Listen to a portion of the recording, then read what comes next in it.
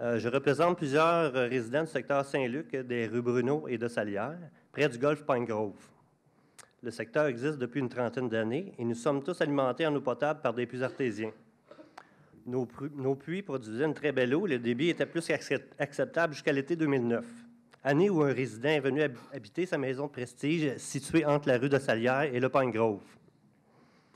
Le terrain de ce résident a une superficie de plus de 2 millions de pieds carrés, sur lequel 2 magnifiques lacs sont creusés ainsi qu'un parcours de 3 trous de golf.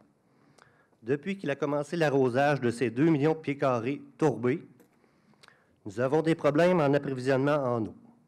Certains ont dû faire recreuser leur puits déjà existant, qui était à environ 45 pieds, jusqu'à une profondeur d'une centaine de pieds, par manque d'eau.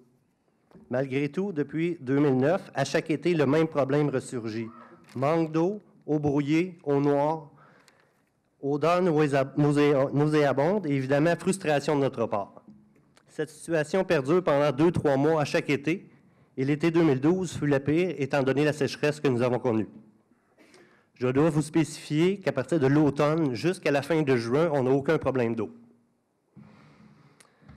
Ma première question est le permis de captage des eaux souterraines octroyé aux résidents du 111 avenue des Pins pour consommation humaine lui donne-t-il le droit d'arroser son domaine de plus de 2 millions de pieds carrés, incluant ses 3 trous de golf, et d'alimenter ces 2 lacs à partir de la nappe phréatique, et ce, au détriment du voisinage? En principe, non. Écoutez, on ne peut pas travailler au détriment de quelqu'un, ça, c'est évident. Par contre, je ne sais pas si Mme Marcoux, vous en savez plus que moi, mais j'avais eu un rapport, moi, là-dessus, parce qu'il y a une dame dans sa rue de Salière qui m'avait appelé pour le même problème, et j'ai fait vérifier. Et apparemment, le citoyen en question, il y a apparemment 3 puits sur son terrain, ce que j'ai su. Et j'ai su également que ça ne nuisait pas à la nappe phréatique. Ça, c'est pas moi qui le dis, c'est le rapport qui me le dit, là.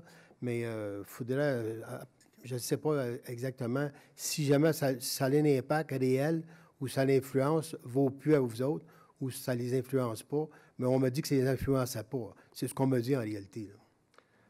Depuis qu'il est là, c'est là qu'on a des problèmes. Ben, c'est là que je m'aperçois qu'il y a quelque chose qui ne marche pas, là. Deuxième question. Lorsque la Ville émet un avis d'interdiction d'arrosage pendant l'été, pendant une période de sécheresse, le règlement s'applique-t-il aux citoyens qui ont des puits artésiens? Non.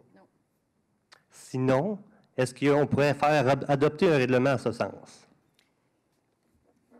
Ben, si ça avait, je ne sais pas si ça a un impact sur la consommation d'eau puis sur le puits artésien, oui. Mais si ça n'a pas d'impact réel, on ne voit pas pourquoi on en ferait un. Mais on va vérifier, par exemple, ça vaut la peine de le vérifier. Troisième question va un peu dans le même sens. Là, étant donné que le résident du 111 avenue des Pins est présentement en train d'aménager un 4e trou de golf sur son terrain, que cette situation va empirer notre situation, s'il y avait une solution pour rendre notre vie de Joannais tout simplement normale. Bien là, comme j'ai répondu tantôt, on va dire que c'est un peu la même question. Apparemment, ça émane pas de lui le problème, mais ça, il faudrait peut-être le vérifier plus en profondeur, à moins que Mme Marcoux, vous ayez plus d'informations sur le sujet, là, vous, parce que c'est dans votre... Sur ce sujet-là, moi, j'ai jamais eu de plainte, là, principalement pour cette propriété-là. Quand vous posez la question, bien oui, effectivement, on vous répond que le règlement ne s'applique pas à ceux qui ont des puits. Moi, je ne pense pas. En tout cas, je ne pense pas même qu'on puisse le faire. Pour ce qui est du... Bien, ça vaut la peine de s'informer, par exemple. Je pense que la direction générale va s'informer, puis ils vont nous donner un suivi.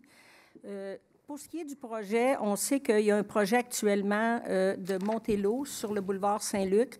On part du chemin Saint-André, on monte jusqu'à l'entrée des maisons usinées Rémillard.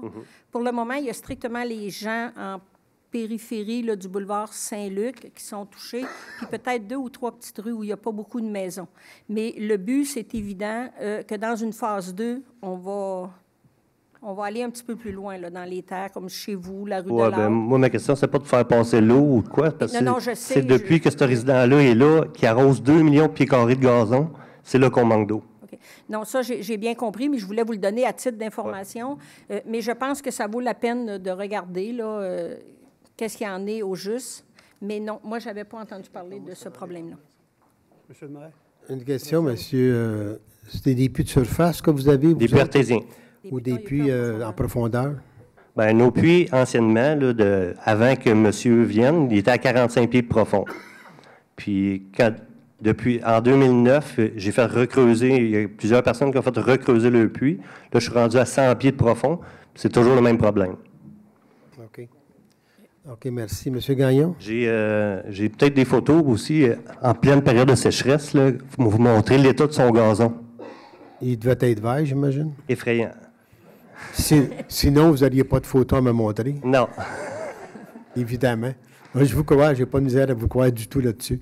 Monsieur Gagnon, c'est complément de réponse? C'est pour donner l'exemple, c'est que quand Soléno s'est bâti dans cet Athanas sur la 35, au début, qui est arrivé là, lui, avec ses tuyaux, il fallait qu'il refroidisse ça à l'eau. Et puis, il ne récupérait pas son eau. Les puits ont tout baissé. Tous les gens, à 133, il y avait des problèmes avec les puits. Avec le Saint-Athanas et le ministère de l'Environnement, on a obligé Soléno à récupérer, puis ils n'ont plus jamais eu de problème avec les puits. Exactement, c'est dans la même situation que toi que tu es là actuellement. Fait que si on ferait affaire à la Ville, travailler avec le ministère de l'Environnement pour aller vérifier si réellement il descend votre nappe phréatique, moi, je suis certain qu'il l'empêchera d'arroser. Merci. Merci beaucoup, monsieur.